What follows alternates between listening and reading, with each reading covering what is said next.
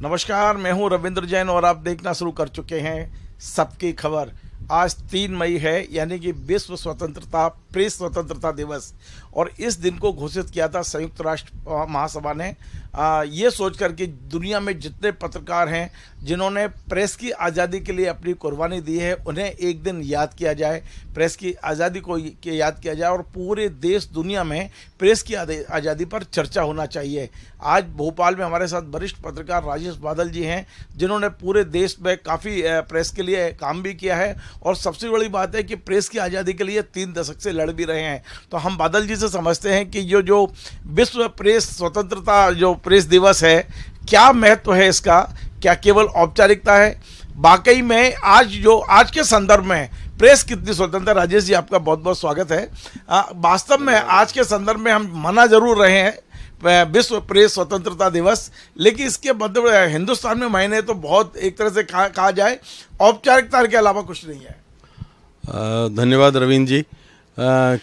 मैं कह सकता हूं कि आज का जो दौर है वो निश्चित रूप से एक तकलीफ़ देह दौर है, क्योंकि हम लोगों ने प्रेस की आज़ादी के नज़रिए से, पत्रकारिता की आज़ादी के नज़रिए से देखें तो हमने उसका स्वर्णकाल देखा है। प्रिंट मीडिया का भी स्वर्णकाल देखा है, टेलीविज़न मीडिया का भी स्वर्णकाल देखा है, रेडियो का भी स्वर्णकाल देखा है और डिजिटल और सोशल मीडियम का भी स्वर्णकाल देखा है। और अफसोस की बात यह है कि हमने उनका पतन काल भी देखा है। तो जब हमने शुरुआत की थी, मैं कह सकता हूं कि मेरी पत्रकारिता का जन्म ही संघर्ष, आज़ादी के लिए संघर्ष करते हुए हुआ था। और जब आपातकाल में श्रीमती इंदिरा गांधी ने पत्रकारिता पर सेंसरशिप लगाई थी और हमने उन सेंसरशिप की धज्जियां उड़ाते हुए खामोशी के साथ चुपचाप अखबार निकालते हुए स्थानीय स्तर पर और हज़ारों लोगों तक पहुंचाया था, तो और लगातार पहुंचाया था, तो वहाँ से हमारी शुरुआत हुई। और मैं कह सकता हूँ कि मेरे जीवन में लगातार एक के बाद एक ऐसी घटनाएं होती रहीं कि जो प्रेस की आज़ादी और पत्रकारिता और अभिव्यक्ति की आज़ादी के लिए नज़रिए से वो अपने आप में अद्भुत और यूनिक घटनाएं रहीं। बादल जी, हिंदुस्तान में प्रेस का जो हम इतिहास देख रहे हैं लगभग 200 साल से ज़्यादा नहीं है, 200-250 साल से ज़्यादा का इतिहास नहीं है। आपने बड़ी बहुत महत्वपूर्ण बात कही है कि आपने स्वर्णिम काल भी देखा है और आपने पतन काल भी देखा है। हम ये भी देखते हैं कि अंतर्राष्ट्रीय स्तर पर जो रैंकिंग होती है वो भारत बहुत एकदम से पिछड़ता चला जा रहा है। तो आप ये कह सकते हैं कि अब इस तरह के कार्यक्रम का भारत में कोई महत्व नहीं है, मतलब एक औपचारिकता पर रह गई है। रविंद्र जी, मैं उतना निराश तो नहीं हूं, क्योंकि मैं ये पाता हूं कि जब मैं पूरे समूचे वैश्विक स्तर पर देखता हूं तो ये पाता हूं कि एशिया में भी, यूरोप में भी और पश्चिम में भी अनेक देश ऐसे हैं जहां ये आज़ादी भी पत्रकारों को हासिल नहीं है जो भारत में हासिल है। लेकिन इसका अर्थ ये नहीं है कि भारत में हम सब लोग बहुत ही आदर्श स्थितियों में जी रहे हैं। आदर्श स्थितियां कोई हो भी नहीं सकती, लेकिन हमें श्रद्धा से सलाम करना पड़ेगा हमारे संविधान निर्माताओं को, जिन्होंने संविधान के अनुच्छेद 19 में और फिर 21 जो आता है, जो जीवन का अधिकार है, उसमें अभिव्यक्ति की आज़ादी का अधिकार हमको दिया है।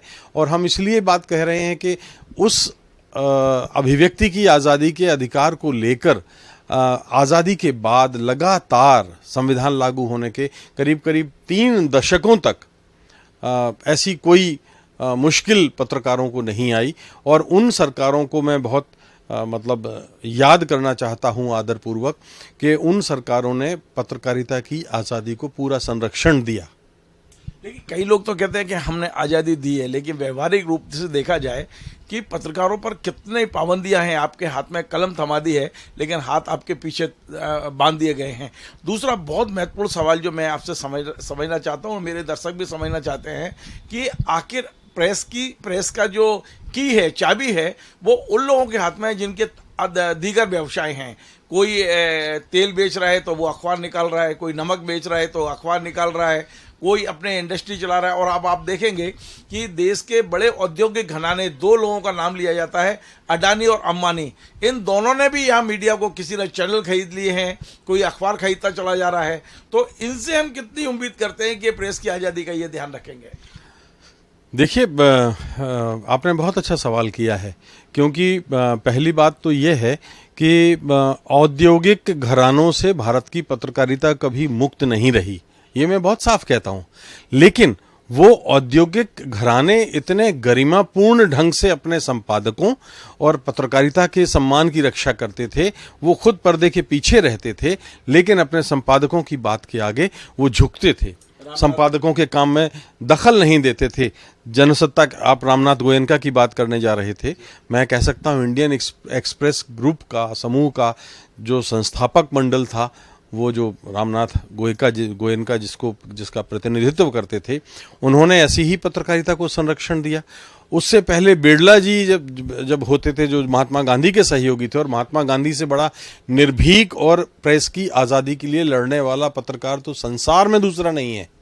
महात्मा गांधी ने खुद कहा है, और वास्तव में उनकी पूर्णकालिक पत्रकारिता जो 1890 से शुरू होती है और 1948 तक, जीवन उनके आखिरी सांस तक चलती रहती है, तो फुल टाइम जर्नलिस्ट थे वो। खुद कहते थे कि भारत को आज़ादी दिलाना मेरा मिशन है, लेकिन मेरा जो पेशा है, जो मैं अपने आप को पत्रकार और संपादक मानता हूं। तो बिड़ला जी जैसे लोग उनके करीबी होते थे। और मुझे याद है, अच्छी तरह से याद है कि चलिए ये तो बहुत पुरानी बात है और हमारे बहुत सारे पाठक कहेंगे कि बहुत अतीत की बातें कर रहे हैं, गड़े मुर्दे उखाड़ रहे हैं, लेकिन मैं ताज़ा बात कर सकता हूं कि हमने वो दौर देखा है कि जैसे मान लीजिए मध्य प्रदेश की बात करूं, तो मध्य प्रदेश की बात करूं तो नई दुनिया नाम का एक अखबार होता था, जिसके प्रधान संपादक राजेंद्र माथुर होते थे। और मैं आपको कह सकता हूं कि राजेंद्र माथुर के मातहत मैंने काम किया है, और जितने समय मैंने उनको प्रधान संपादक के रूप में पाया, मैनेजमेंट का कोई दखल नहीं होता था। मैनेजमेंट डरता था, मैं बहुत ऑन रिकॉर्ड कह रहा हूं कि मैनेजमेंट अपनी कोई बात कहने में डर रखता था। मैं दो उदाहरण इसलिए देना चाहता हूं कि आपातकाल जब हुआ तो राजेंद्र माथुर वो थे जो इंदिरा गांधी जैसी लौह महिला थी, ताकतवर नेत्री थी, और उनके ज़माने में उन्होंने संपादकीय का पन्ना खाली छोड़ा था, जब बड़े बड़े अखबारों का साहस नहीं वो दिखा पाए थे। और दूसरी चीज़ ये मैं बताऊं कि एक तो ये मैनेजमेंट के सामने नहीं झुकने का, जब वो प्रधान संपादक थे तो उन्होंने एक नियम निकाला था कि मैनेजमेंट के पक्ष से कोई 2 फोटो किसी के नहीं जाएंगे अखबार में, और जो भी जाएंगे वो प्रधान संपादक की अनुमति के बिना नहीं जाएंगे। एक बार गलती से छप गया, 2 फोटो छप गए मैनेजमेंट के जुड़े एक व्यक्ति के, तो उन्होंने भरी मीटिंग में उसको लताड़ा, और उस मालिक ने, जो सर्वशक्तिमान मालिक था, उसने माफ़ी मांगी हम सब लोगों के सामने। तो हमने पत्रकारिता का वो रूप देखा है। हमारी आज़ादी की लड़ाई जब हुई तो हम लोग, मैंने कह रहा हूँ, मेरा तो चुनाव ही इस तरह से हुआ था कि भारत में पत्रकारिता की आज़ादी और अभिव्यक्ति की आज़ादी के लिए जो पहला और आखिरी मामला है, जिसकी जुडिशियल इंक्वायरी हुई, कभी आपने नहीं सुना होगा कि भारत में कोई दूसरा मामला पत्रकारिता की अभिव्यक्ति की आज़ादी के लिए हुआ है जिसमें उस मामले में पत्रकारों को सताए जाने की जांच न्यायिक जांच आयोग ने की हो। लेकिन मध्य प्रदेश की विधानसभा में करीब 44-45 साल पहले 7-8 घंटे आधी रात तक बहस चली थी, और मुझे याद है कि उसके बाद मुख्यमंत्री अर्जुन सिंह को न्यायिक जांच आयोग की घोषणा करनी पड़ी थी, और उस न्यायिक जांच आयोग में हम लोग जीते थे। वो हम पत्रकारों को सताने, बहुत लंबा मामला है वो, लेकिन और दूसरी बात कि ये प्रेस की आज़ादी के बारे में एक नियम है रविंद्र जी कि 2 अर्ध न्यायिक संगठन यानी सेमी जुडिशियल बॉडीज एक मामले की जांच नहीं करती, लेकिन ये भारत की आज़ादी 1947 के बाद से अब तक का अकेला मामला है जिसमें पत्रकार लड़े और जीते। प्रेस काउंसिल ऑफ इंडिया ने भी उसकी जांच कराई, और न्यायिक जांच आयोग डीपी पांडे जांच आयोग बना था, जिसमें हम लोगों ने लगातार गवाहियां दी थी और हम लोगों ने 3 साल तक संघर्ष किया था। वो वैसा उदाहरण दूसरा भारत में अभी तक नहीं है। वो मेरी किताब इस पे अभी आने वाली है बहुत जल्द। आपको मैं अगला जो प्रश्न पूछ रहा हूँ बड़ा विस्तारित जवाब हो सकता है, लेकिन चाहता हूँ कि जैसा आप देना चाहें, पतन के लिए किसे जिम्मेदार मानते हैं? आपने कहा कि मैंने अपने जीवन काल में एक और जहाँ पत्रकारिता का स्वर्णिम काल देखा, नई दुनिया में रहे आप, और दूसरी ओर आपने पतन काल देखा, तो इस पतन के लिए जिम्मेदार कौन है?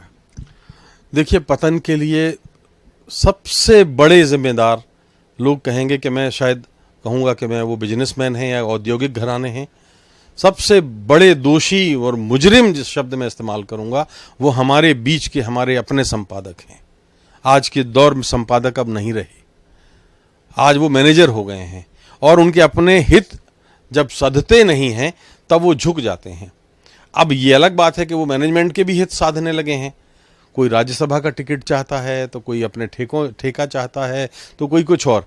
तो जब वो अपने हित साधते हैं तो मैनेजमेंट के भी हित साधते हैं, और इस तरह से मैनेजमेंट ने बिचौलियों पत्रकारों को संपादक बना रखा है। किसी को भी बुरा लग सकता है, लेकिन मुझे ये कहने में कोई संकोच नहीं है कि ये बात बिल्कुल सही है कि हमारे अपने साथी दोषी हैं। उनको पद्मश्री चाहिए होता है, उनको राज्यसभा की मेंबरशिप चाहिए होती है। तो जब ऐसा होता है तो फिर उन्हें समझौता करना पड़ता है, राजनीतिक दलों से पर्दे के पीछे से हाथ मिलाना पड़ता है। तो ये बात मैं आपको कह सकता हूँ। और दूसरा, मैं ये नहीं कहता कि कोई औद्योगिक घरानों का कोई दोष नहीं है, क्यों ना हो, वो अपना स्वार्थ क्यों ना सिद्ध करें। भाई वो धर्मशाला चलाने के लिए तो अखबार नहीं निकाल रहे हैं, वो कोई मंदिर या ट्रस्ट तो नहीं चला रहे हैं, तो वो अब चाहेंगे कि मुझे फ़ायदा मिले। लेकिन फिर ऐसे पत्रकार भी होने चाहिए। मैं आपको बात दिलाऊं, 2009 की बात, 8 की बात है, जब यहाँ मध्य प्रदेश के विधानसभा चुनाव हुए थे, तो हो रहे थे, तो मैं दिल्ली में एक चैनल समूह का मैनेजिंग एडिटर था, और उसमें मेरे अंडर में 5-6 चैनल थे और 2,500-3 हज़ार कर्मचारी थे। तो मैनेजमेंट, उस समय पेड न्यूज़ का बड़ा प्रचलन चरम पे था, और मैनेजमेंट जो था, जैसे आपने अभी कहा था कि अलग अलग धंधे वाले लोग आ रहे हैं, वो बिल्डर थे। तो उन्होंने, जब हमारी बात हुई थी तब तो कोई इस तरह की बात नहीं कही थी, लेकिन उन्होंने कहा कि चुनाव आ रहे हैं और सरकार से आपकी अच्छी बनती होगी, तो आप कुछ मदद कराइए, फाइनेंस कराइए। मैंने कहा ये हमारे अनुबंध में बात नहीं थी, ना ही आपने बात कही, अन्यथा मैं ज्वाइन नहीं करता।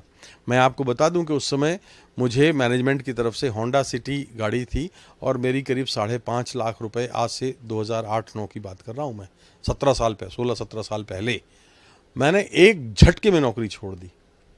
मैंने कहा मैं ये नहीं कर सकता। तो ये सवाल ये होता है कि आप जब खुद बिछ जाएंगे, जैसे लालकृष्ण आडवाणी जी कहा करते थे कि आपातकाल में सरकार ने तो केवल कुछ नियम जारी किए थे सेंसरशिप के, लेकिन पत्रकार और संपादक तो उनके सामने लेट गए, साष्टांग हो गए, उन्होंने झुकने के लिए कहा और आप लेट गए। तो ये खुद के ऊपर होता है। हम लोगों ने राजेंद्र माथुर, सुरेंद्र प्रताप सिंह, प्रभाष जोशी, डॉक्टर धर्मवीर भारती, ऐसे लोगों के साथ पत्रकारिता की है, उनसे सीखा है। तो अब तो इस वक्त तो अब बदलने की कोई गुंजाइश मुझे नहीं लगता कि अब होगी, लेकिन हमारे साथियों को ज़रूर अपने भीतर झांकने की ज़रूरत है। मतलब जी, एक बहुत और भी एक मेरा ये सवाल मेरे दिमाग में बहुत दिन से है कि पत्रकारिता के जो पतन का एक कारण ये भी हो सकता है कि हमने मूल धारा की पत्रकार छोड़कर पत्रकारिता छोड़कर विचार की पत्रकारिता शुरू कर दी। कुछ लोग दक्षिणपंथी हैं, तो कुछ अपने आप को कम्युनिस्ट मानते हैं। तो ये जो पत्रकार हैं ना, इनमें जो एक खेमेबाजी हुई है कि हम विचार की पत्रकारिता करने लगे, और अब विचार की पत्रकारिता से आगे 2 कदम आगे बढ़कर हमने दलीय पत्रकारिता शुरू कर दी। आप बहुत आसानी से पहचान सकते हैं कि ये भारतीय जनता पार्टी समर्थक है, ये कांग्रेस समर्थित पत्रकार है, ये कम्युनिस्ट समर्थित पत्रकार है। तो इससे कितना बड़ा नुकसान हुआ है? देखिए, ये वाकई एक बहुत ही अफसोसनाक तस्वीर है भारतीय पत्रकारिता की कि हमें ऐसा दिन देखना पड़ रहा है। लेकिन मैं विचार को पत्रकारिता से अलग करके नहीं देखता। आपको याद है एक ज़माने में संपादकीय पन्ने पर क्या होता था? विचार ही तो होते थे। और अब विचार आप वहाँ रखिए। हाँ। पत्रकारिता में जो मिश्रण करते हैं ना, हम न्यूज़ में जब व्यूज़ मिलाते हैं तभी तो गड़बड़ हो रही है। अब तो संपादकीय पन्ने का क्षरण इतना हुआ है, हमने देखा है कि स्वतंत्र विचार संपादकीय में और उसके लेखों में हुआ करता था, संपादक का अपना विचार होता था। अब तो उन पन्नों ने में इतनी, जो आप कह रहे हैं कि जो चीज़ें सारी हैं वो ऐसी नज़र आती हैं कि ऐसा लगता है कि अखबार किसी दल की भाषा बोल रहा है। ये ठीक नहीं है। और जहाँ तक आप कह रहे हैं कि कोई दक्षिणपंथी है, ऐसा नहीं है। पत्रकारिता का कोई कालखंड ऐसा नहीं रहा रविंद्र जी जब 100% लोग निष्पक्ष रहे हों, कभी नहीं था। मुझे याद है 83 की बात है, एक तो जब सेंसरशिप लगी तो सारे पत्रकार एक साथ, मतलब जितने लोग इकट्ठे हो सकते थे, जिन्होंने समर्पण कर दिया था उन्होंने तो समर्पण कर दिया, लेकिन जो नहीं समर्पण जिन्होंने किया था उनमें कुछ दक्षिणपंथी भी थे, कुछ वामपंथी भी थे, कुछ मध्यमार्गी भी थे, सभी थे, कुछ निष्पक्ष भी थे, लेकिन वो सड़कों पर एक साथ आए थे। उसकी बात मुझे याद है कि हम लोग इंदौर में थे और बिहार में जगन्नाथ मिश्र ने बिहार प्रेस बिल लाया था, आपको अगर याद, 1983 की बात है, और हम लोग सड़कों पर आए थे। उसमें हमारे साथ दक्षिणपंथी रुझान वाले भी पत्रकार थे, वामपंथी रुझान वाले भी पत्रकार थे, और हम लोग भी थे जो हम अपने आप को जो जितना भी हम निष्पक्ष कह सकते हैं वो बने रहने की कोशिश करते हैं। तो हम सड़कों पर आए थे और अंततः बिहार में जगन्नाथ मिश्र को वो बिल वापस लेना पड़ा था। और उदाहरण आपको एक देता हूँ, 1987 में राजीव गांधी ने मानहानि विधेयक लाए थे और मानहानि विधेयक के विरुद्ध, शायद मुझे ऐसा याद आ रहा है, राजीव गांधी के समय एक बिल आया था जिसमें आपको अपना सोर्स बताना जरूरी है, बाद में वो वापस लिया था उन्होंने। नहीं किसी भी खबर का सोर्स बताना जरूरी मैं है। उसकी कहानी बताता हूँ, वो दूसरी चीज़ है। लेकिन 1987 में जो आया था वो मानहानि विधेयक था, और मानहानि का मतलब ये था कि आप उस दौर में कुछ ये प्रवृत्तियां भारतीय पत्रकारिता में शुरू हो गई थी कि हम लोग चरित्र हनन की पत्रकारिता भी करने लगे थे। तो उस इरादे से, मतलब राजीव गांधी एक बहुत ही प्रगतिशील और आधुनिक विचारों के थे, पत्रकारिता को संरक्षण देने वाले थे, निष्पक्ष। लेकिन उनका ये विधेयक आया था जिसमें कुछ प्रावधान ऐसे थे जो हम लोगों को पसंद नहीं आए। मैं उस समय नवभारत टाइम्स में था और हमें याद है कि हम लोग फिर सड़कों पर आए थे, और हम सब लोगों के बीच में कुछ दक्षिणपंथी थे, कुछ वामपंथी थे, कुछ निष्पक्ष थे, कुछ संतुलित थे, कुछ संतुलित होने का दिखावा करते थे। सारे पत्रकार एक साथ आए थे और राजीव गांधी को वो विधेयक, वो भी मानहानि विधेयक वापस लेना पड़ा था। आप जो कह रहे हैं स्रोत बताने की बात, मैंने अभी आपसे जो जिक्र किया था, हमारा जो छतरपुर कांड हुआ था, जो भारत की आज़ादी के बाद पहला कांड है, उसमें यही बात थी कि जिला प्रशासन और सरकार, विधायक और सरकार के लोग ये हम लोगों से अपेक्षा कर रहे थे कि हम बताएं कि वो गोपनीय रिपोर्ट जो हमने छापी है वो हमें कहाँ से मिली, हम स्रोत बताएं। तो डीपी पांडे आयोग ने ये व्यवस्था दी थी कि पत्रकारों से को स्रोत बताने के लिए बाध्य नहीं किया जा सकता, और इस पर मोहर लगाई थी प्रेस काउंसिल ऑफ इंडिया ने। और उसके बाद फिर अर्जुन सिंह ने सर्कुलर निकाला, मोतीलाल वोरा ने सर्कुलर निकाला, उसके बाद फिर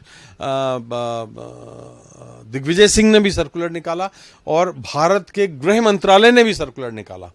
तो मैं जो बात कर रहा हूँ वो उसी दौर की बात है और उसी दशक की बात है, बल्कि कि पत्रकारों को स्रोत बताने के लिए कभी बाध्य नहीं किया जा सकता। बाद में एक्ट भी बनाया राजीव गांधी के समय, शायद मुझे ऐसा याद आ रहा है। नहीं, कि राजीव जी के समय ये एक्ट बन गया था कि अब पत्रकारों को स्रोत बताने की आवश्यकता नहीं। मुझे जहां तक मुझे याद आता है, एक्ट की तो मुझे नहीं याद आ रही है, लेकिन ये जरूर हुआ था कि मैंने जो गृह मंत्रालय की जानकारी दी आपको, हाँ हुआ था, और सख्त निर्देश था। और उस समय पत्रकारों को छेड़ने की ना तो ब्यूरोक्रेसी साहस करती थी, और ना राजनेता सियासत साहस करते थे, और ना ही न्यायपालिका भी काफी हद तक सम्मान करती थी। मैं एक उदाहरण विनोद दुआ जी का देता हूं आपको। राजीव गांधी बहुमत से आए थे सरकार, 400 सीटों से ऊपर था उनका। जब उनकी सरकार आई तो दूरदर्शन शुरू हुआ था, सरकारी था और कोई चैनल था नहीं। हम लोग, मैं, विनोद दुआ, हम सब लोग मिलकर के उस समय एक प्रोग्राम शो आता था दूरदर्शन पे, जनवाणी के नाम से आता था। और उस समय जो आज राजस्थान के मुख्यमंत्री रहे अशोक गहलोत, उस समय डिप्टी मिनिस्टर थे राजीव गांधी के मंत्रिमंडल में सिविल एविएशन की। तो उसमें ये प्रोग्राम में, उस कार्यक्रम में हर हफ्ते एक मंत्री का इंटरव्यू हुआ करता था। उस मंत्री का इंटरव्यू अपनी हेकड़ी में थी उस वक्त, तो उन्होंने जो है ना पढ़ा ना अपने विभाग की जानकारी ली, और इंटरव्यू देने कैमरे के सामने पहुंच गए। अब विनोद दुआ को आप जानते हैं, विनोद दुआ तो विनोद दुआ के आगे भारत का कोई भी नेता, अशोक गहलोत रोने लग गए ऑन स्क्रीन। और अगले दिन सरकारी दूरदर्शन, अगले दिन वो एपिसोड टेलीकास्ट हुआ अनएडिट किए हुए, बिना संपादित किए हुए। और वो जब एपिसोड प्रसारित हुआ तो मुझे याद है राजीव गांधी के पास वसंत साठे, नवल किशोर शर्मा, नटवर सिंह, शायद अरुण नेहरू भी थे, ऐसे 2-3 लोग गए थे। और उन्होंने कहा कि देखिए हमारी सरकार ऐसे शानदार बहुमत वाली, हमारा दूरदर्शन, हमारा पैसा, हमारा माध्यम, संचार का साधन भी हमारा, और हम पैसा भी दे रहे हैं उसको, विनोद दुआ को, और वो ऐसे एपिसोड टेलीकास्ट हो रहे हैं। तो राजीव गांधी, ये इन पे रोक लगनी चाहिए, विनोद दुआ को ब्लैक लिस्ट किया जाए, दूरदर्शन पर को इंस्ट्रक्शन जारी किए जाएं। राजीव गांधी ने कहा कि मैं ऐसा नहीं कर सकता। निष्पक्ष पत्रकारिता के लिए ये बहुत ज़रूरी है कि उनको पूरी आज़ादी मिले, चाहे वो सरकारी माध्यम हो और चाहे वो गैर सरकारी माध्यम हो। और पता क्या हुआ फिर? वो लौट आए, बोले मेरे किसी मंत्री को अगर अपने विभाग की जानकारी नहीं है तो दूरदर्शन और विनोद दुआ इसमें कहाँ आड़े आता है। और अगले दिन अशोक गहलोत का इस्तीफा हो गया। तो ये एक पत्रकारिता की आज़ादी की बात है। एक बहुत महत्वपूर्ण बात ये भी मैं सोचता रहता हूँ हमेशा कि हम ये देख रहे हैं आज के समय में जो मौजूदा केंद्र सरकार है, या तो पत्रकार उसके पक्ष में है पूरी तरह या पूरी तरह खिलाफ हैं। तटस्थ रह के कोई जर्नलिज्म नहीं हो पा रहा है।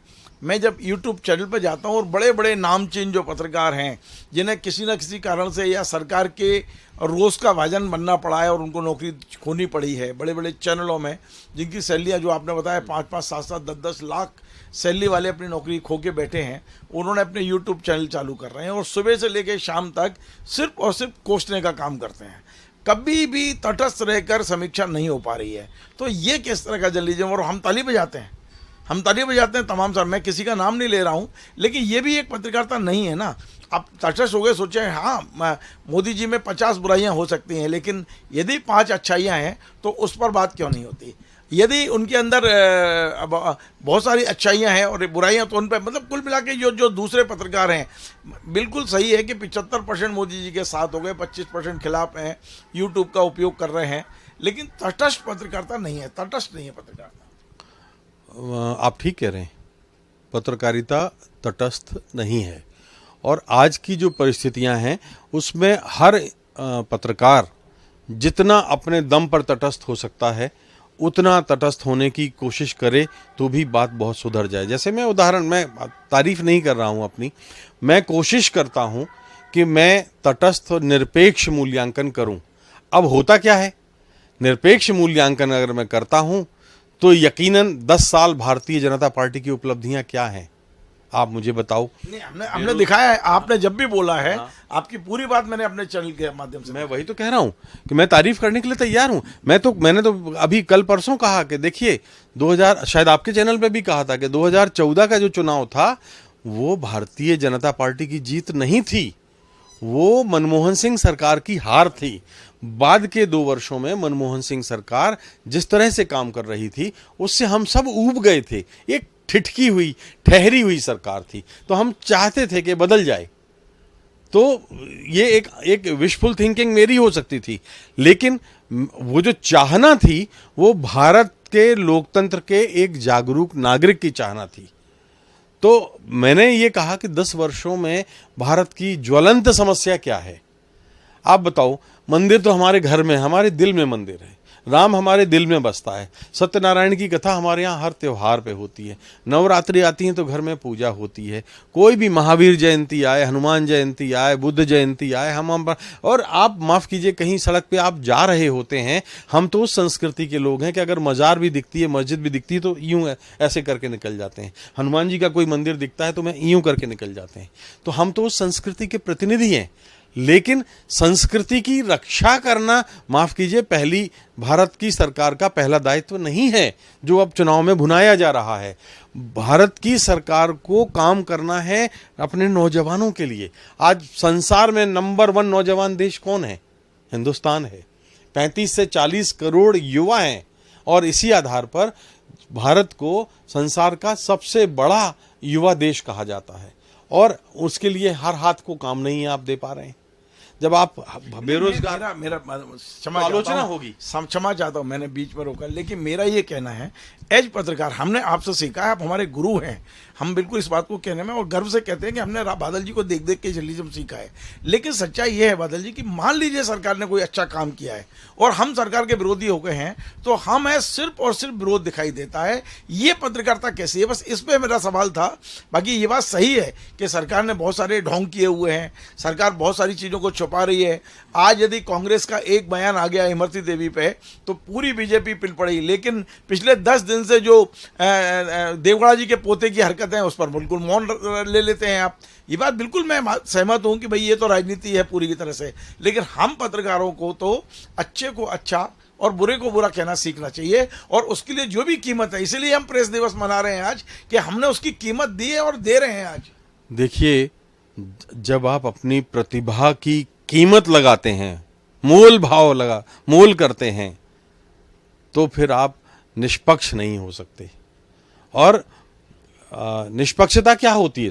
राजेंद्र माथुर ये कहते थे, रविंद्र जी, कि 100% निष्पक्षता नाम की कोई चीज़ नहीं होती और कोई हो भी नहीं सकता। लेकिन उन्होंने एक मंत्र भी दिया हम लोगों को कि जब कभी पत्रकारिता में आप संकट में आ जाएं और आपको लगे कि मैं निष्पक्ष नहीं हो पा रहा हूं, तो आप सरकार के साथ नहीं, आवाम के साथ जाके खड़े हो जाइए, लोगों के साथ जाके खड़े हो जाइए, मतदाता के साथ जाके खड़े हो जाइए। इसलिए मैं बात करूंगा कि जो आज आप कह रहे हैं कि 2 खेमे हो गए हैं, एक बड़ा खेमा वो है जो मोदी के साथ है और जिसके लिए वो कीमत ले रहा है, मोल ले रहा है।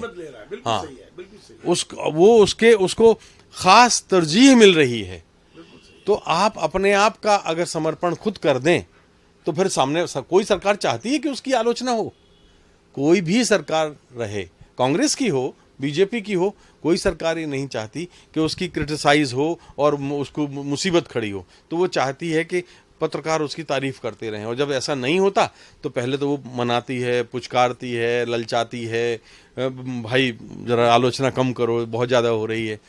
इससे बात नहीं बनती है तो थोड़ा सा कड़क होती है, नियम कानून दिखाती है, प्रशासन का सहारा लेती है, पुलिस का सहारा लेती है। जब इससे भी बात नहीं बनती तो फिर और सख्त होती है।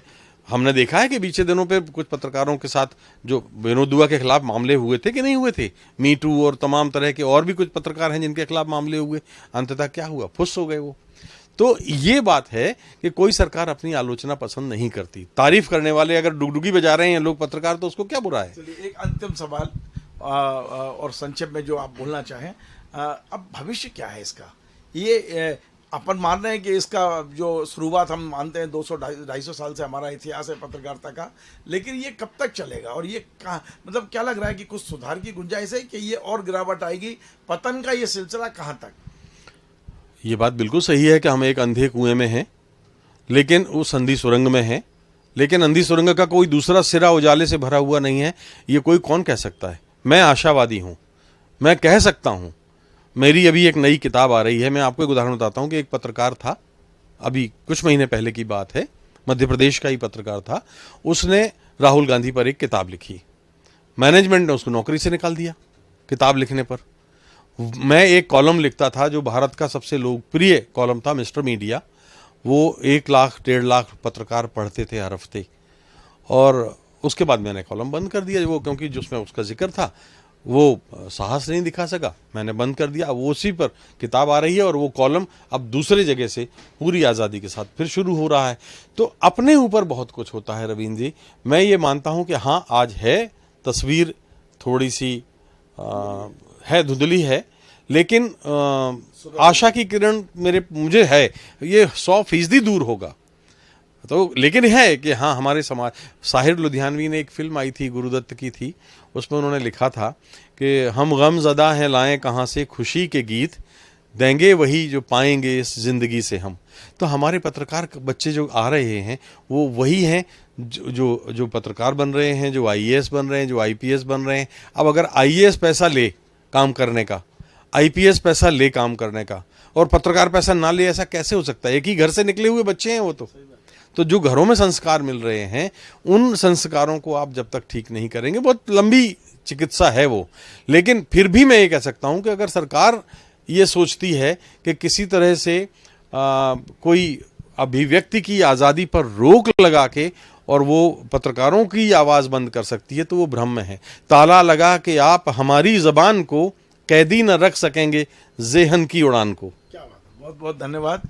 तो आप थे राजेश बादल जी। मैं आज पत्रकारिता के तमाम छात्रों से निवेदन करता हूं कि इस प्रोग्राम को पूरा सुने, अंत तक सुने, क्योंकि आज हमने बादल जी से बहुत कुछ समझने की और सुनने की कोशिश की है। पत्रकारिता को लेकर राजेश बादल जी ने आज पूरा जीवन का निचोड़ यहाँ रख दिया है हमारे चैनल के सामने। उन्होंने ये भी कहा है कि ये पत्रकारिता का स्वर्णिम काल भी मैंने अपने जीवन काल में देखा है, और ये दुर्भाग्य है कि पतन काल भी मैं अपने जीवन काल में देख रहा हूँ। लेकिन अभी उम्मीद नहीं छोड़ी है, सुबह फिर होगी, फिर पत्रकारिता मजबूत होगी। ये उम्मीद के साथ आज भी बादल जी मैदान में डटे हुए हैं। आपको हमारा ये कार्यक्रम पसंद आए, आप इसे शेयर करें, लाइक करें, कमेंट करें, और आपसे बार बार निवेदन है हमारे इस चैनल को सब्सक्राइब अवश्य करें। धन्यवाद।